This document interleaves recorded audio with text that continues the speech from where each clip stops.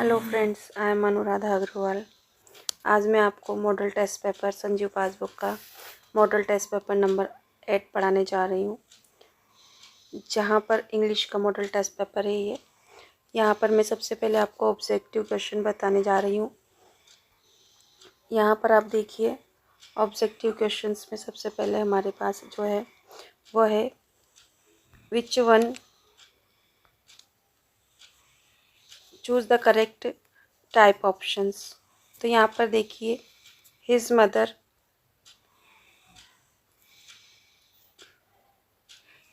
was pouring coffee. His mother was pouring.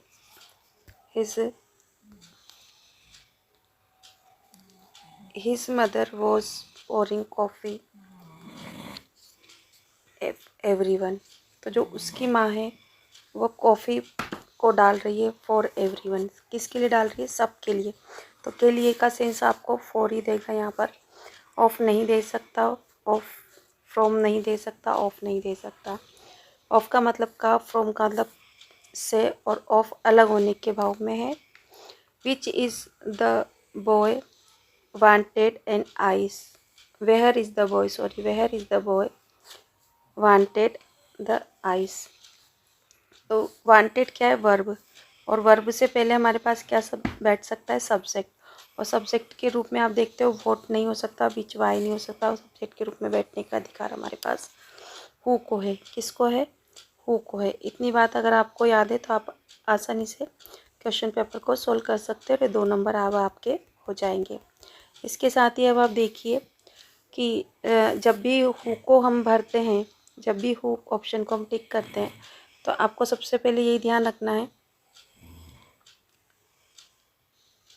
आपको ध्यान रखना होगा कि हु से पहले यहाँ पर कोई पर्सन है और फिर वर्ब मिलेगी, तभी आपको हु फिल करना है। आगे देखिए हमारे पास क्या है। हमारे पास नेक्स्ट क्वेश्चन है, आई कम इन सर। सर क्या है? सर आप अपने बड़े रेस्पेक्ट से किसी से बोल रहे हैं, यानी कि आप किसी से फॉर्मल परमिशन मांग रहे हैं। जब फॉर्मल परमिशन की बात होती है तो हम मे को टिक करते हैं। आपको डियर फ्रेंड्स, आपको ये सब चीज़ें याद रखते हुए चलना है, तो हमारे लिए इजी हो जाएगा मॉडल टेस्ट पेपर। अदरवाइज़ हमें थोड़ी सी प्रॉब्लम हो सकती है। इसके बाद में आप देखिए, which of the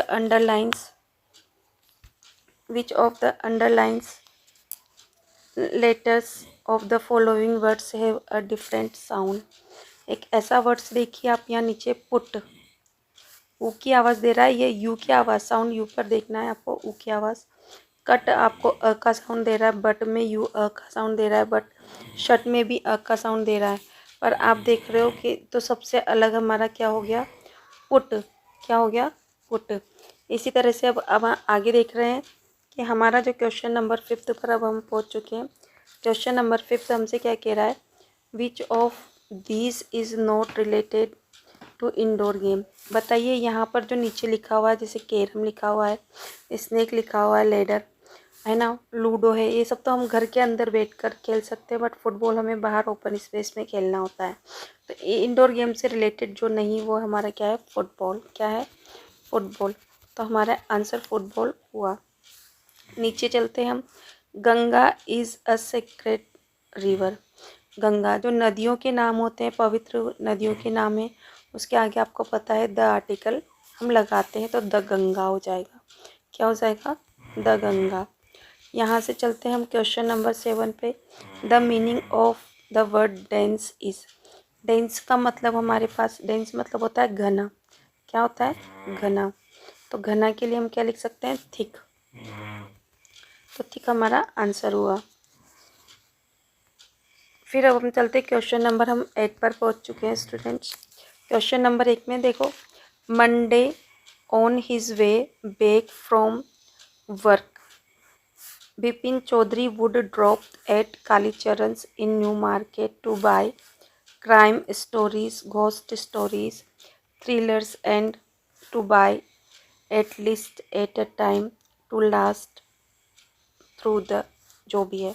अब यहाँ पर हमें क्या फिल करना है, तो आप देखिए, दोबारा से हम देखती हूँ। मंडे हमारे पास है, मंडे, मंडे के साथ एवरी मंडे क्या बैठ सकता है? Every Monday. तो एवरी मंडे क्या आंसर आएगा? एवरी। फर्स्ट में क्या रहा है हमारा? एवरी क्या आ रहा है, हमारे पास आ रहा है एवरी, क्या आ रहा है एवरी।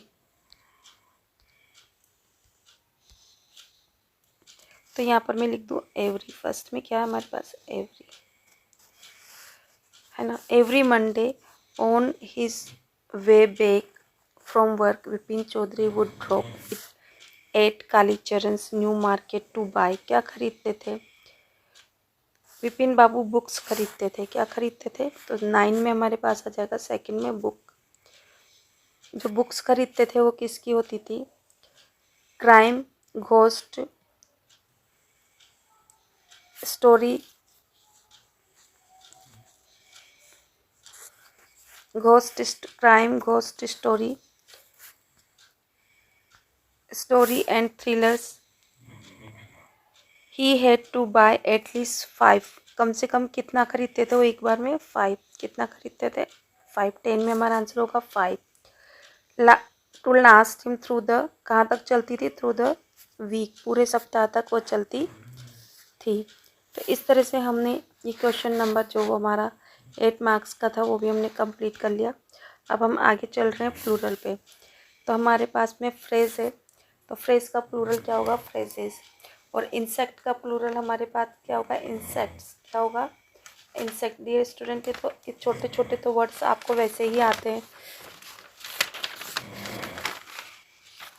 तो आप फ्रेजेस लिख लें।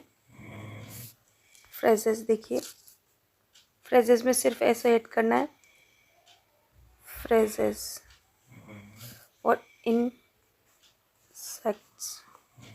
तो इस तरह से आपका ये दोनों आंसर आपके कंप्लीट हो चुके हैं स्टूडेंट्स। अब हम आगे चलते हैं। यहाँ देखिए ये क्या है, मिनिस्टर। तो मिनिस्टर की स्पेलिंग आपको पता है ना, मिनिस्टर आप इस तरह से लिख सकते हैं। और मिनिस्टर के बाद आपका क्या है, गवर्नमेंट। तो GOVER गवर्नर है, GOVERNOR गवर्नर। तो इस तरह से आपको गवर्नर की स्पेलिंग, जो स्पेलिंग आपको दी जाती है ज़्यादातर उनमें हमसे AEIOU में से ही कुछ भरवाया जाता है। तो मिनिस्टर में आई है ना, ER, और गवर्नर मैंने आपको लिख के यहाँ पर बता दिया है। आप इनको देखते जाइए और पढ़ते जाइए, मेरे साथ बने रहिए आप। हम आगे चल रहे हैं क्वेश्चन नंबर, हमारे पास क्वेश्चन नंबर हम 14 पे पहुंच चुके हैं। डियर स्टूडेंट देखिए, we must wear seat belt, हमें सीट बेल्ट पहनना चाहिए। कब पहनना चाहिए, सो देट तो आएगा ही नहीं, सो देट किसका सेंस देता है, ताकि का। बट वाइल किसका, जबकि। तो जबकि आप क्या चला रहे होते हैं, ड्राइविंग कर रहे होते हैं। तो वाइल के बाद आपको पता है ING फॉर्म आता है, तो यहाँ ING फॉर्म है तो आप यहाँ वाइल ही भरेंगे। जबकि आप ड्राइविंग कर रहे हैं कार की, तो आप क्या पहनेंगे, सीट बेल्ट पहनेंगे। इसके बाद हम चलते हैं यहाँ पर क्वेश्चन नंबर 15 की तरफ। 15 क्या कर रहा है, अवॉइड ऑलवेज ड्राइविंग रैश। तो आपको क्या लिखना है यहाँ पर, ऑलवेज, है ना, ऑलवेज अवॉइड। आपको क्या लिखना है, अवॉइड, क्या अवॉइड करना चाहिए, रैश ड्राइविंग। इस तरह से आपको करना है। डियर स्टूडेंट आपको समझ में आ रहा होगा, नहीं समझ में आए तो आप मेरी आवाज़ के अकॉर्डिंग ही अपना काम करते जाइए। यहाँ पर देखिए मिस्टर शर्मा जो है ये हमारे यहाँ पर हमारा क्या है, सब्जेक्ट है। तो आप सबसे पहले क्या लिखेंगे, मिस्टर शर्मा। मिस्टर शर्मा क्या है, इसके बाद में वर्ब लेके आइए सब्जेक्ट के बाद में। फिर मिस्टर शर्मा इज़, फिर क्या आएगा, आवर क्लास टीचर। अगर आपको ज़्यादा डिटेल में पढ़ना है तो मैं इसके अलग से वीडियो डाल दूँगी कि कैसे सब्जेक्ट आता है, सब्जेक्ट के बाद वर्ब के बाद में ऑब्जेक्ट जो लिखा जाता है। तो ऑब्जेक्ट से पहले, ऑब्जेक्ट क्या होता है हमारा, नाउन होता है, तो नाउन से पहले एडजेक्टिव बैठेगा। इस तरह की बहुत सारी चीज़ें जो मैंने ना मैं उसमें समझा दूँगी आप लोगों को। अभी मैं इतना कुछ नहीं कर सकती, जल्दी पूरा करना है पेपर। बस आप समझते जाइए, समझने में कोई प्रॉब्लम हो तो आप मुझे कमेंट करिए।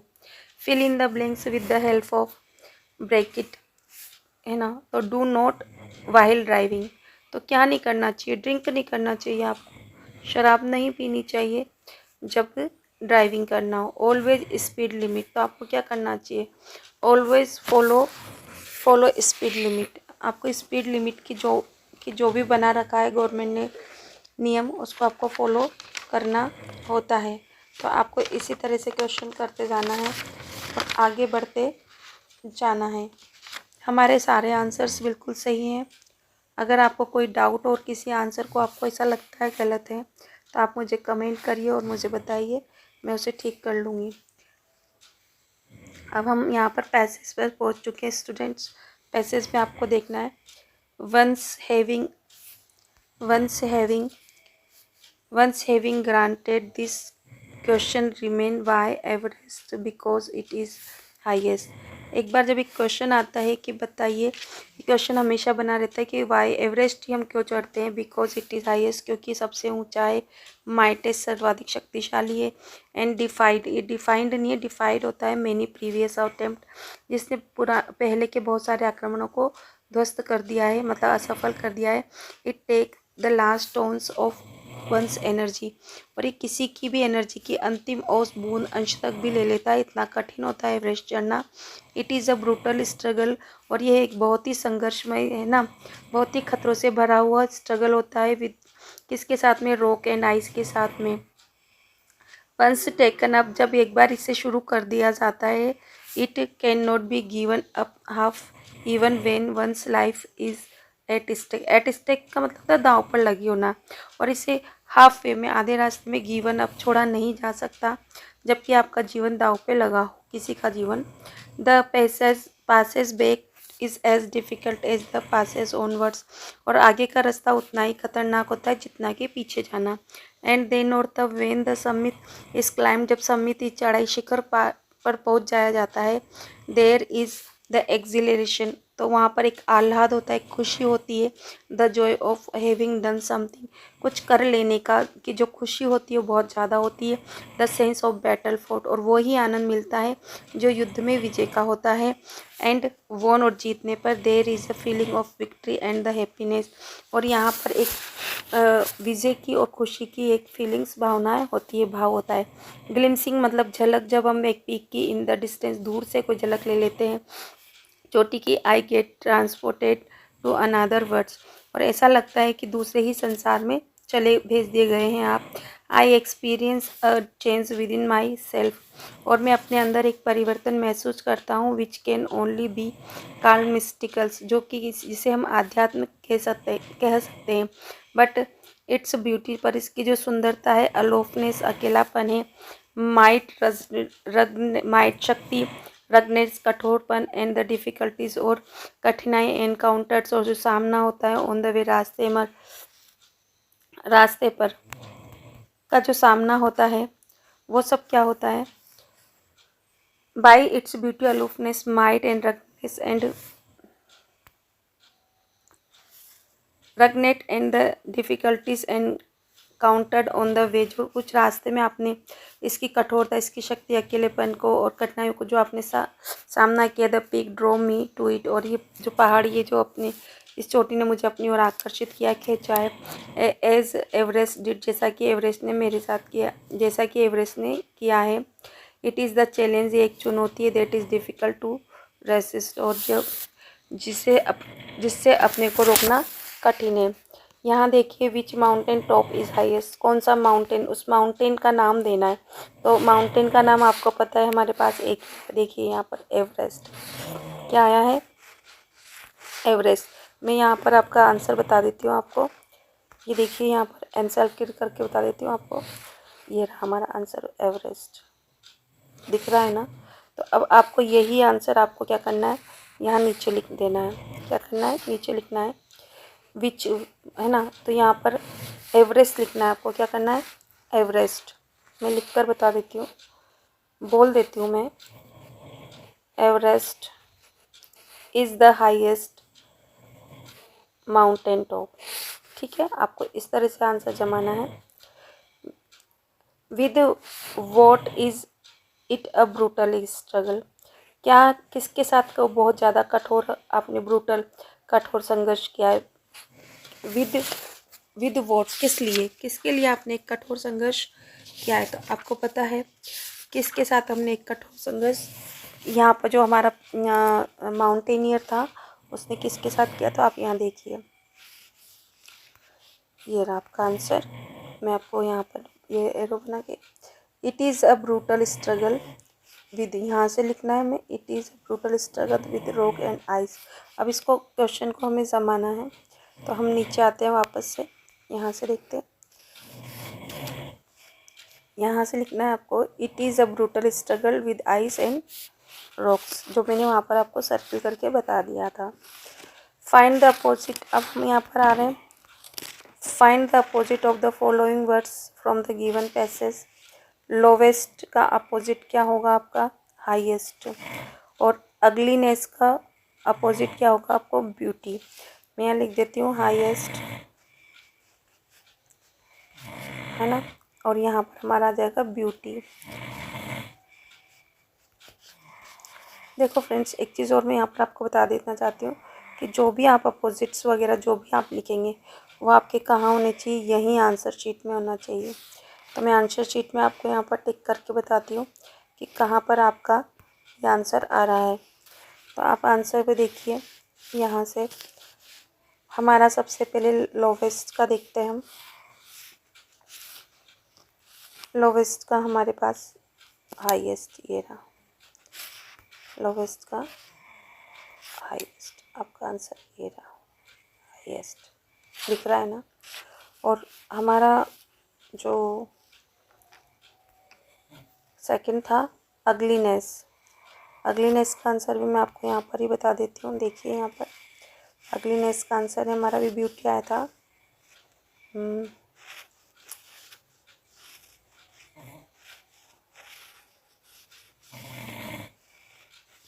ये रहा आपका ब्यूटी, है ना, आपका ब्यूटी ये रहा। तो इस तरह से आप अपने आंसर्स को देखते जाइए।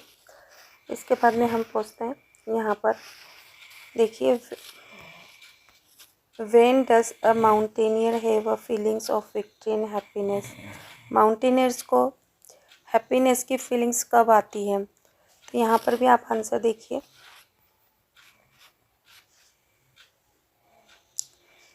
हैप्पीनेस हमारा, देखो यहाँ से आप पढ़ते जाइए, देखते जाइए।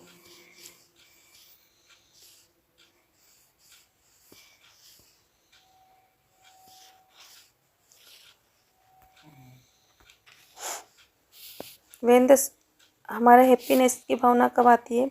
When the summit is climbed, mountaineer has these feelings. जब सम्मित को चढ़ लिया जाता है तब उसे ये ना, the feelings of victory and happiness कब आती है?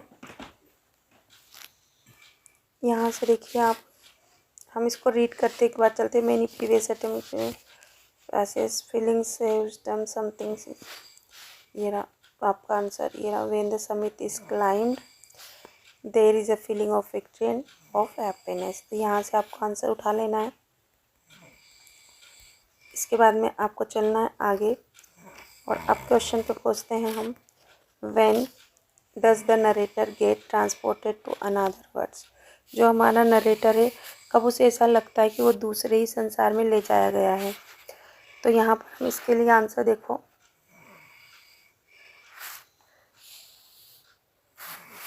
यहाँ से देखो, glimpse a peak in a distance, glimpsing a peak in the distance, I get transported to another worlds. तो आपको यहाँ पर ये आई वर्ड नहीं लिखना, आपको क्या लिखना है, आंसर्स आपको यहाँ से स्टार्ट करना है। द नरेटर गेट की जगह gets transported to another when, when he glimpses, आपको क्या लिखना है यहाँ पर, ही ग्लिम्सेस, यहाँ से ही glimpses a peak in the distance, है ना, glimpses a peak in the distance. तो इसको थोड़ा सा जमाना है, ही ग्लिम्सेस, ग्लिम्सिंग की जगह ग्लिम्सेस, मैं यहाँ लिख देती हूँ आपके आंसर्स को थोड़ा सा, वेन, मेन आंसर थोड़ा सा, वेन ही ग्लिम्सेस,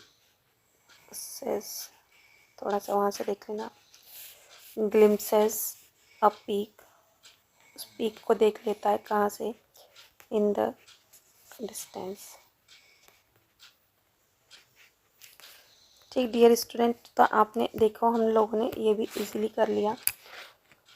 अब हम चल रहे हैं, what does What does the narrator say about the passage back and the passage onward? क्या कहता है पास जो रास्ता था आगे भी उतना ही खतरनाक था जितना कि पीछे। तो यहाँ पर आपको पता है, देखिए आप यहाँ पर क्वेश्चन पे चलते हम। यहाँ से हमने किया था, ये रहा, मैं आपको बता देती हूँ। The passage back is as difficult as the passage onwards. उतना ही डिफ़िकल्ट है जितना कि पासेज पीछे वाला है। तो आपको एज इट इज़ लिखना है यहाँ से। The narrator said that, narrator कहता है the passage back is as difficult as the passage onwards. इस तरह से मैंने आपके यहाँ तक का पैसेज आपको समझ में आया होगा अच्छे से। अब आगे का पार्ट हम थोड़ी देर बाद करते हैं।